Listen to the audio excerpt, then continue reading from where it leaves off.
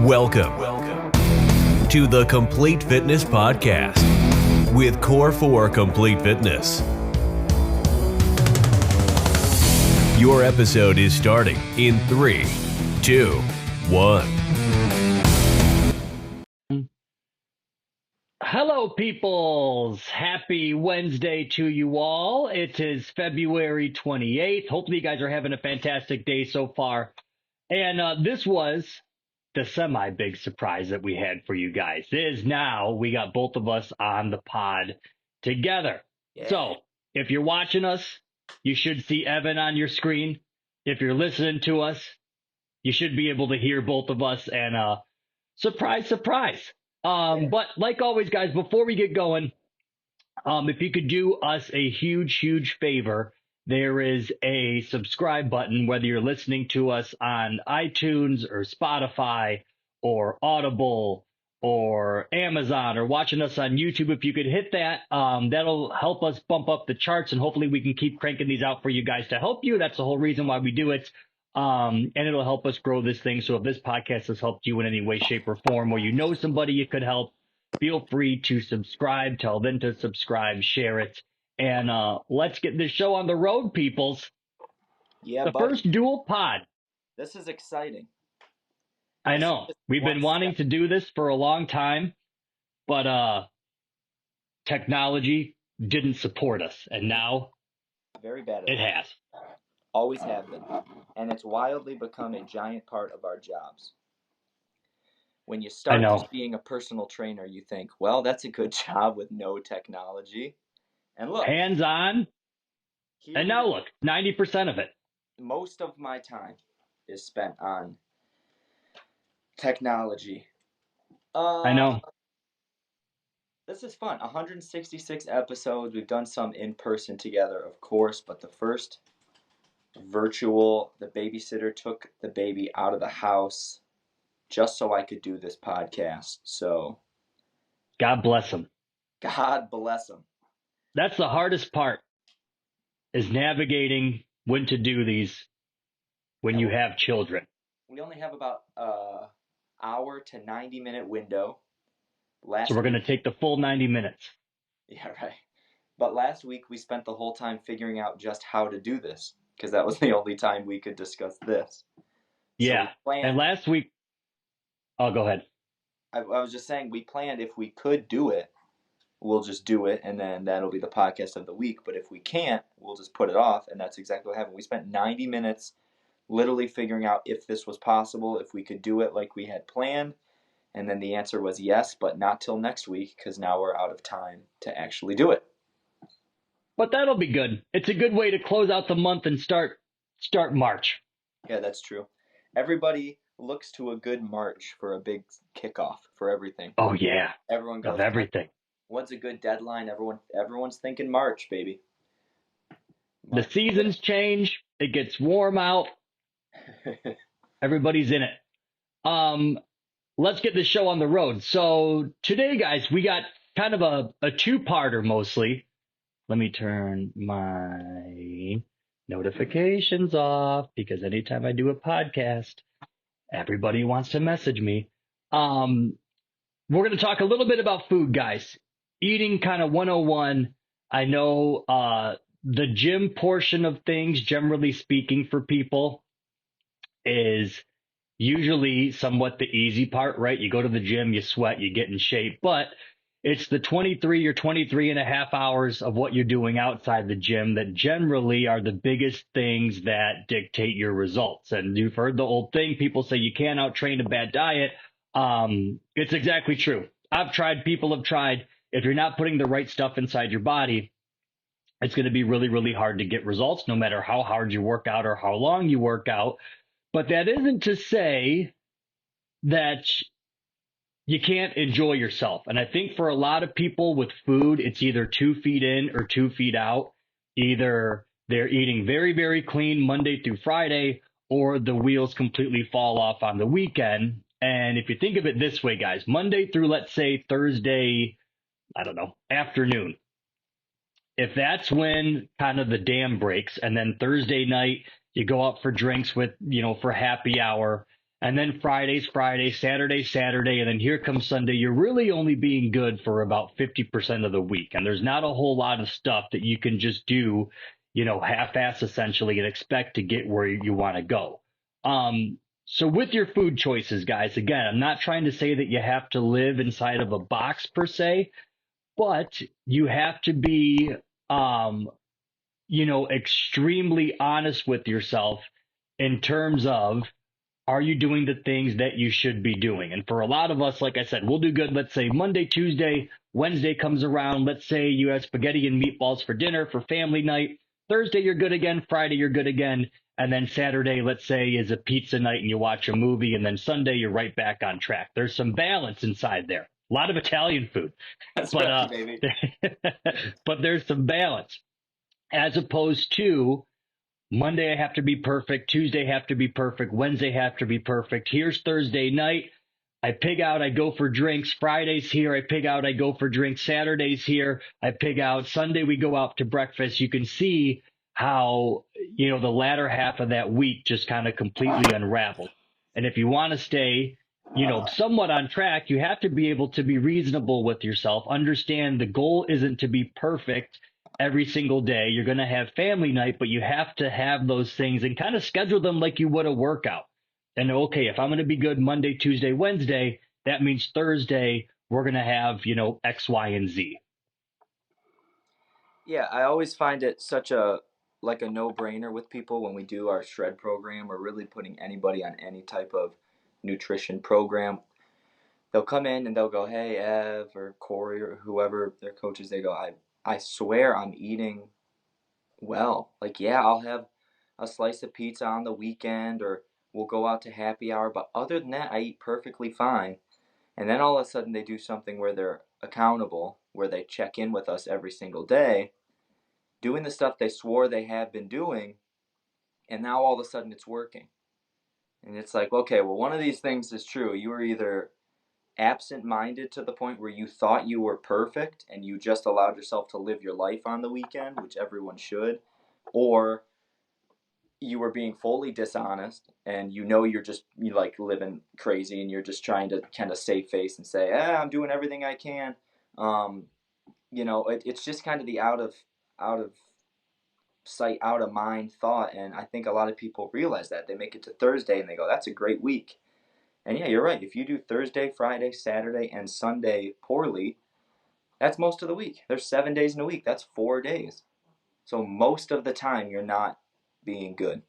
And yeah, it's always just funny when people swear up and down, I swear this is I'm doing everything, and it's not working. And then all of a sudden we go, okay, well, we'll do it again, but I'll just watch this time. And then all of a sudden it's working way more. It's just like, okay, well. And part of it is it's the 90%. Just, I always tell people there's no point to be super restrictive to say, hey, you're never gonna, like, ice cream's my jam. Everybody knows. I'm gonna live a life and never have ice cream again. Absolutely not. No way. So I just need to work to fit it in. If it's something that I care about, and it's not every day ice cream, but if it's pizza night or whatever, my family's coming in town this weekend. We're gonna see them on Saturday night. We're not gonna eat particularly well. So that means Friday, I just need to be a little more mindful. Sunday, I need to be mindful and just, let myself be flexible on the day if I don't want to be super restrictive. And, people are going to a party and they go, I just ate vegetables the whole time and I felt I couldn't have a beer. And it's like, no, you can, but just Monday through Friday, don't. And give yourself the allowance, Yeah. And that's the biggest thing. I think that people tend to think that to get in shape or to be healthy, they have to be miserable. No. And you just have to be kind of realistic with yourself and like call yourself out on like bullshit sometimes and go like, okay, I ate like crap the past 3 days. I got to reel this thing back in. I got to get back on track. It doesn't mean depriving yourself of everything that you love, but if it means just like having a kid, you're like, okay, if you're on good behavior over the next 5 days, we will go out for ice cream on Saturday night, or we'll go to get X, Y, and Z, or whatever that thing is. But you just have to be realistic with yourself. And also don't be too quick to like reward yourself, where people, they tend to give themselves a pat on the back too quickly, where if you've been somebody who hasn't followed any diet for years and all of a sudden you do 3.5 good days, they're like, oh, well, I earned a cheat meal because my friends are going out tonight. And you're like, no, like, be diligent, try it for a week. And then as you start to lose 5 pounds, 10 pounds, you can give yourself the little rewards. Um, but you have to earn it. And what I try to get people to do is avoid kind of the vacuum of like immediate gratification where you just want to see something so fast, so quickly, and instead think long term and look at it as, okay, can I do this for the next 90 days of my life? And if you can do it for 90 days, you can probably do it for the next 90 years. But instead of trying to look so short sighted and go, I want to get this weight off super duper quick, I'll do anything, I'll starve myself, I'll eat nothing but celery and chicken every day. You might lose a couple pounds in 2 weeks, but then inevitably the pendulum swings back the other way, and then you gain it back plus another two, and then you're having to always kind of work twice as hard. So whatever that goal is, guys, if you do want to lose 10, 15, 20 pounds, there's nothing wrong with that.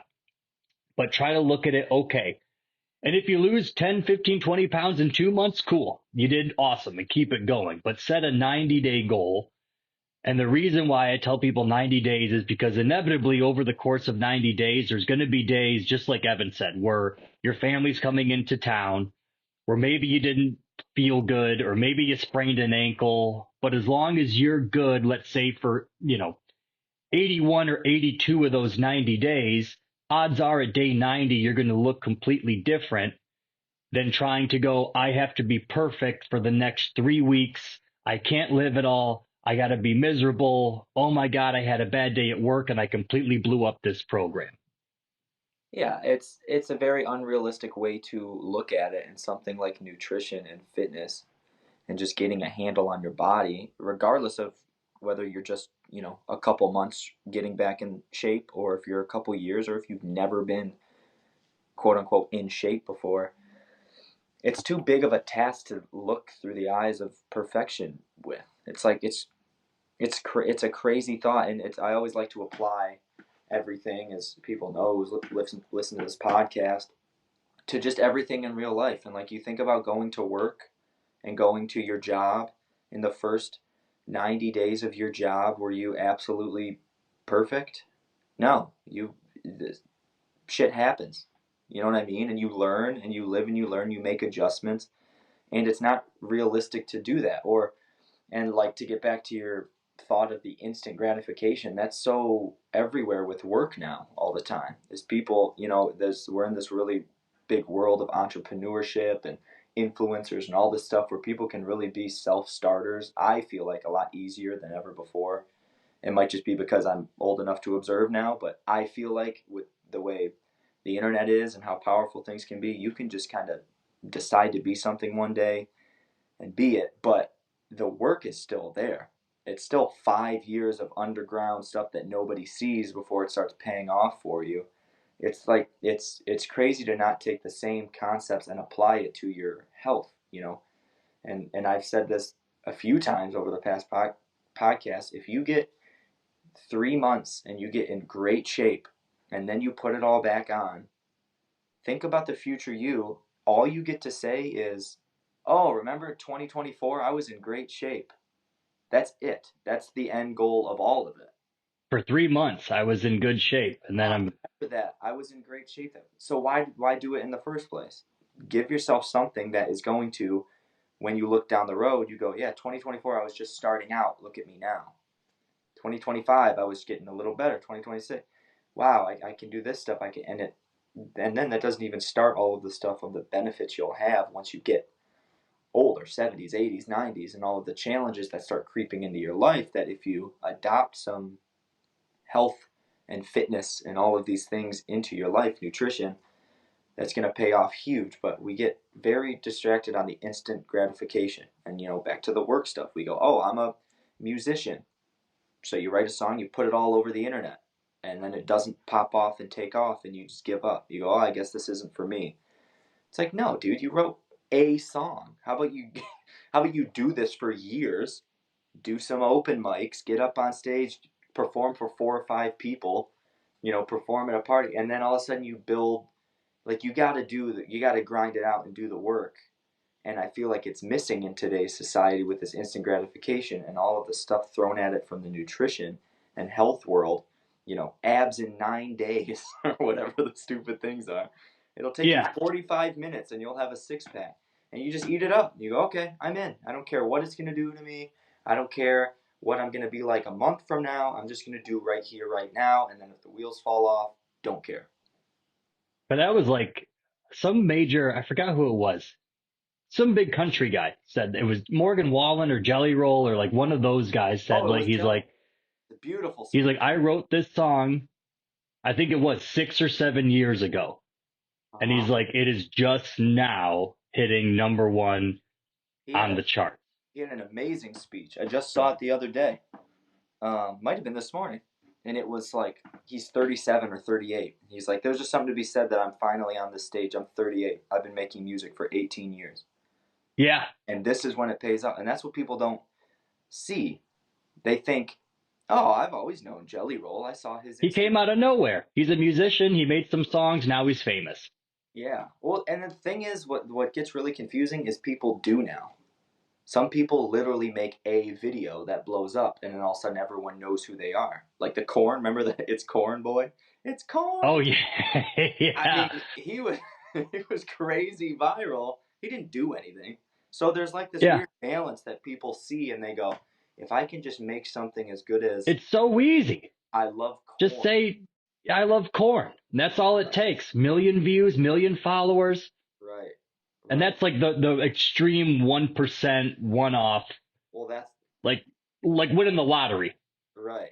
We connect the two, though. We go, oh, okay, that guy is famous on the internet. So is Jelly Roll famous on the internet. It's like, well, this guy nobody's heard of and probably laughed at and probably not thought was very talented forever and ever and ever. And then he finally gets this break, and all of a sudden people respect him.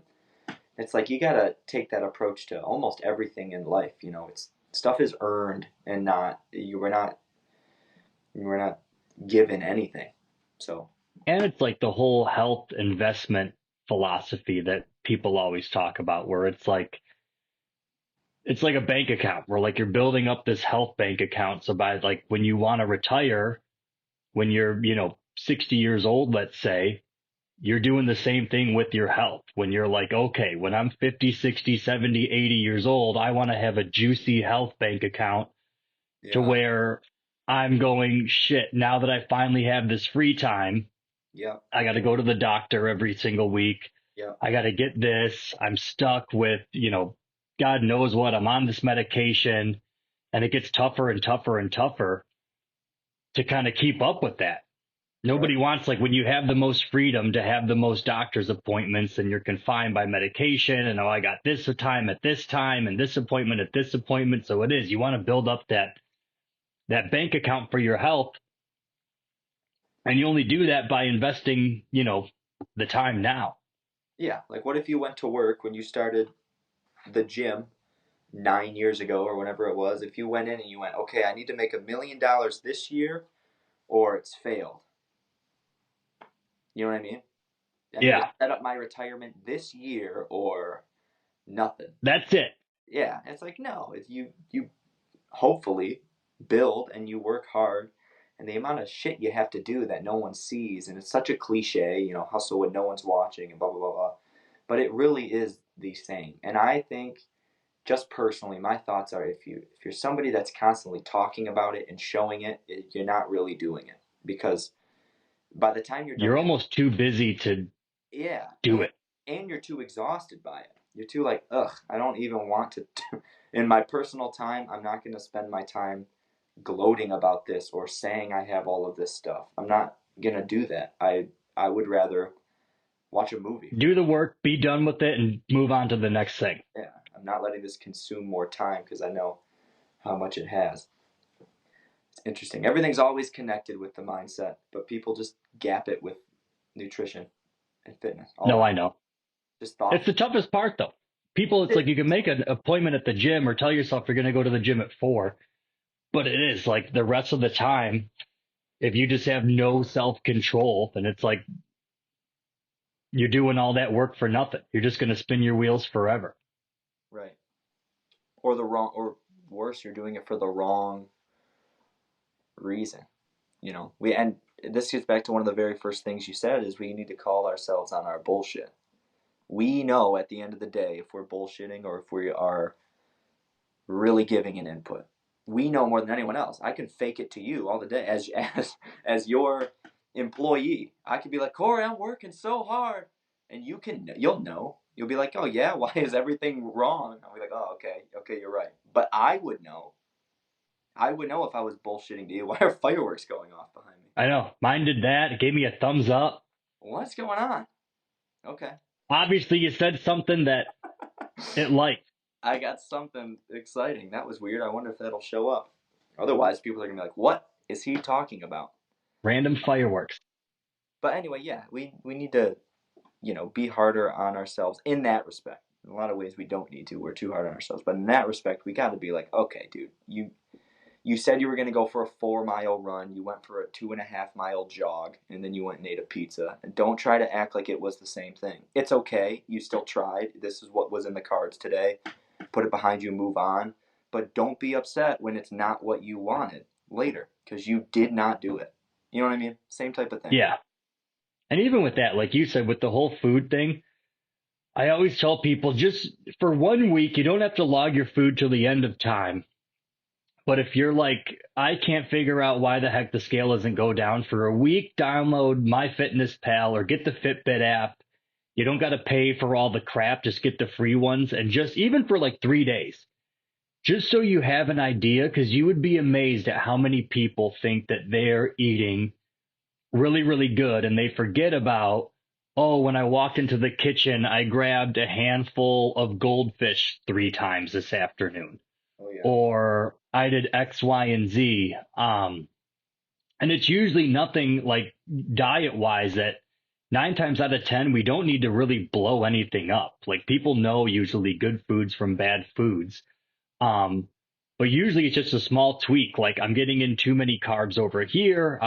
For breakfast, I'm going to have some eggs instead of a banana, or I'm going to do, cut down on my fats and I'm going to have some more protein. It's usually just something so simple that people are like, well, this isn't working. And it's like, no, all you had to do was take out this and this, do it for 4 or 5 days. And if the scale starts to go down, you know that you're right back kind of on the steady path. Right. It's just, elimination factor. And, but yeah, we talked about that with Becky. She was on like 1.5 years ago. Now that we have this, I'll get her back on. But she said, it's one of the big things to do that. She was doing a lot of research on this, weight loss, food addiction thing. She's a therapist, so it was very heady, good mindset stuff. And she said, just you have to sit down when you eat, and it's the same thing. That avoids the grazing and it seems meaningless. You think I work out, most of my meals are perfect. If I have a handful of Cheez-Its while I'm cleaning the kitchen, there's no way this is make or break, but it is. You do that throughout the course of a week, you're adding thousands of calories of not anything.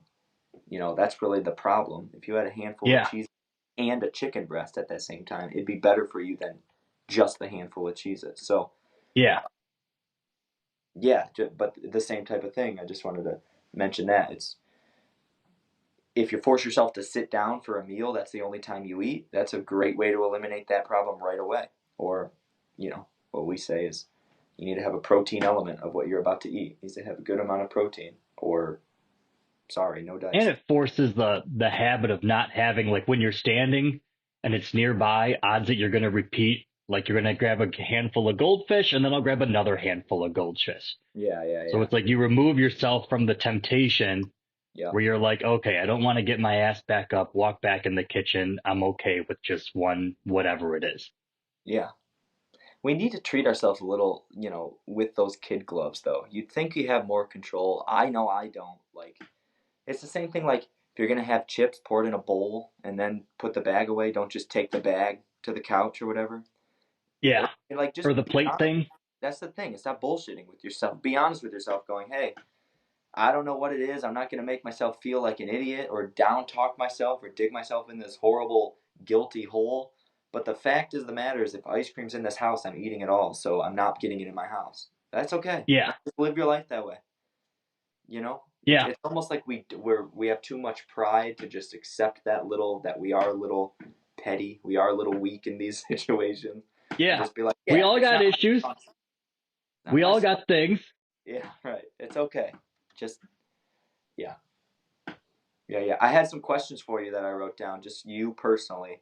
When we Rip had them. our last topic, are you a cardio or a weight guy? And when I say cardio, I mean basically body weight exercise and not just going for a jog or playing hockey. I mean, like burpees, push-ups, workouts, cardio or weights. Put your headphones in and lift heavy. God, that's hard. I know. I like steady state cardio in the spring and summer when I can go for a jog. Weights now have just been boring the shit out of me. So I like, if I had to said you had to pick one, guns to your head, I would go burpee, high intensity interval training, just blast it for 20, 30 minutes and get it over with. Yeah.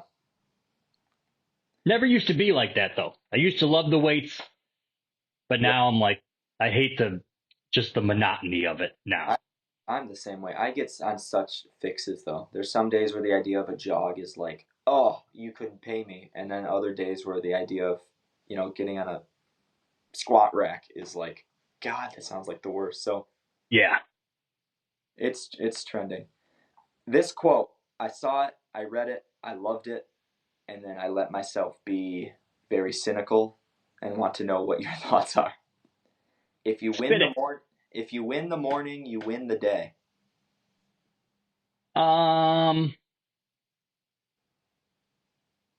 I could see from how person to person it would change. I think with just how my day to day is, it's true because I try to get most of my important shit done in the morning.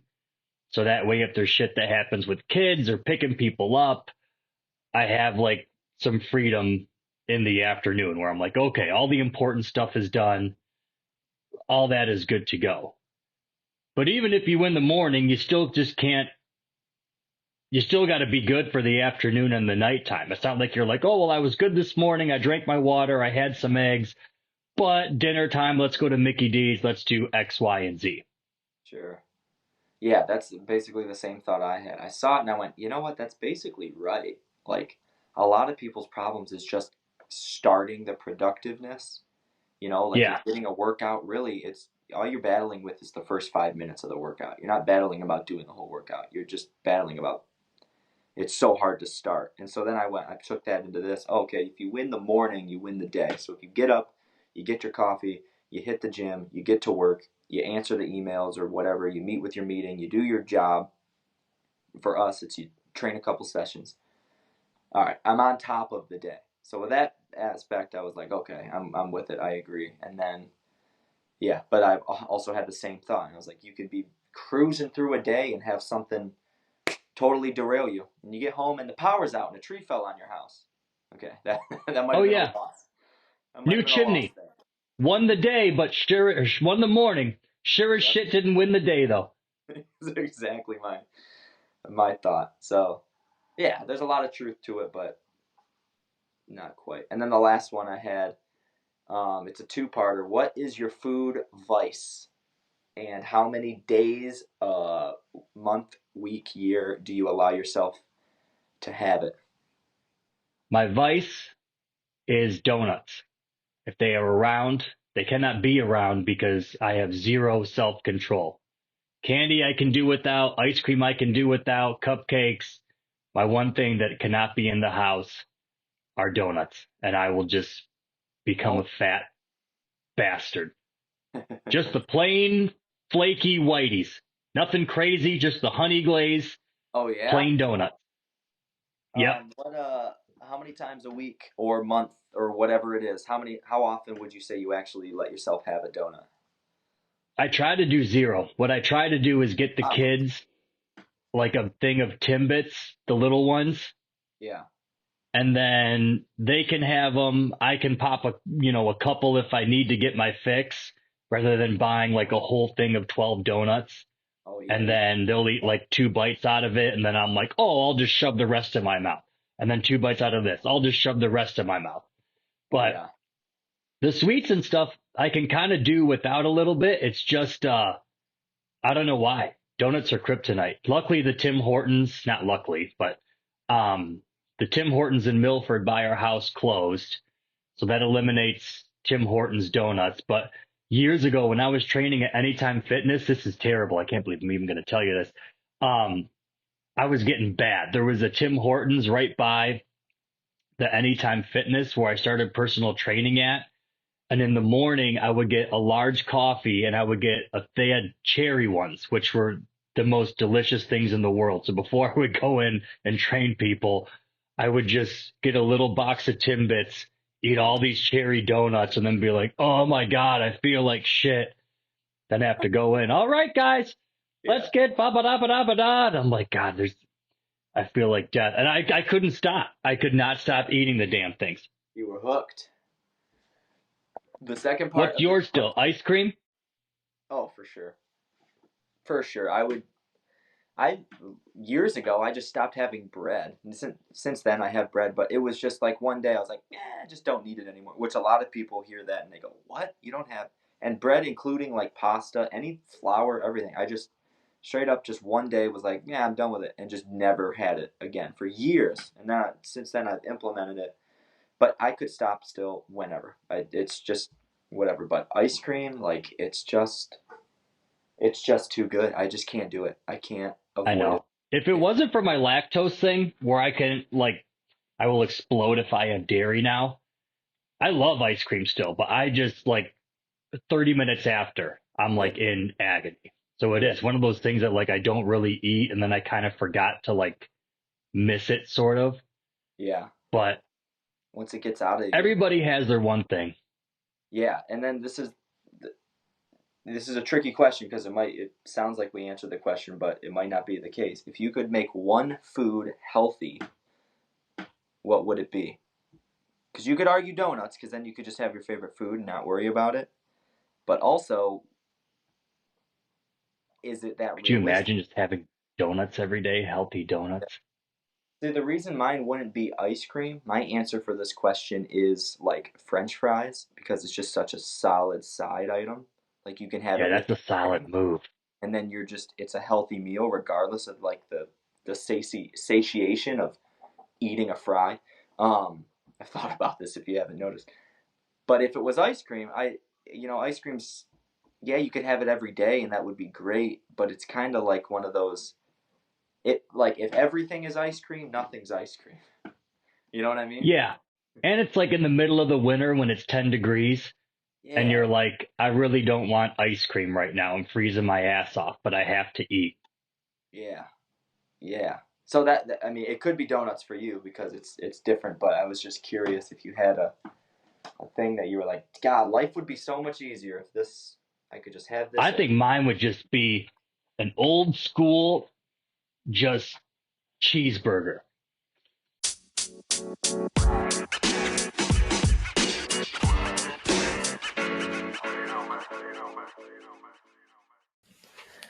Hello, everybody. Thank you so much for tuning in to this week's episode of the Complete Fitness Podcast. Full disclosure, we did have technical difficulties at the end of this video, but that is what happens as you grow, right? It's not always perfect to start. You got to be comfortable with doing things and doing things poorly until you become efficient at it. So, a nice cliffhanger, just us boys talking about donuts and the foods that we would make healthy and whatnot. Real good radio. Real good podcasting. Anyway, it's probably a good thing that the world wanted us to stop recording and gave us this weird little ending segue. Thank you so much for tuning in going forward. Our goal is going to be that split screen podcast. I hope you really enjoyed it. I hope you enjoyed the dialogue. We want to avoid the idea of a lecture coming from this podcast for multiple reasons. One, I mean, it's just a weird thing to be like, okay, I would like to go get lectured about health and mindfulness for somebody. What's much better is a conversation about it. That's how you grasp and learn things. That's how people grasp and learn things. I don't learn from school. Never have. I shouldn't say I don't learn from school, but it's when you have to do something, it's harder to do it. If you're actually passionate and interested and invested in something, it sits in more. So the conversation-based podcast is what we will be doing going forward. Thank you so much for tuning in. I promise it's going to be more enjoyable for you. And at the end goal, the end result, the consumption, the mindfulness, and the life hacking that's going to get us all ahead will be easier and more likely consumed that way. And fun. We could talk about stuff like donuts and ice cream and better stuff coming. Thank you so much, guys. As always, subscribe, tell your friends about us. Check us out on YouTube. The YouTube views are very low. That's okay. Like I said to start this, we are growing. We will continue to grow as long as you help us out. So thank you so much. Tell friends. And we love you. We'll see you next time.